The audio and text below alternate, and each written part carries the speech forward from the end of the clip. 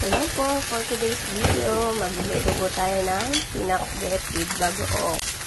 So, ayan, nag-init tayo ng mantika. Tapos, nilagyan natin ang bawang. Siyempre, nilagyan natin ang sibuyas. Tapos, ang kamatis. Then, haluhaluin natin ng kulimang mo. Tapos, siyempre, yung pinakamatigas sa pagpapakbet, yung kalabasa. Kaya yun ang iniinan natin. Sabayin na din natin itaw or kibal kung tawagin sa amin sa Mindoro. Tapos haluhaluin lang natin at mag-aside ka ng konting tubig. Tapos maglalagay din tayo sa ng magic sarap, tapos paminta. Ito medyo binanyan ko paminta kasi nakikita yung paminta. Tapos nag-add din ako dito ng patis. Yun yung mostly ginagamit ko kapag nag-gisa-gisa ako. Kaya ng patis. Tapos ayan lang natin siyang kumulo. Tapos, takpan lang natin.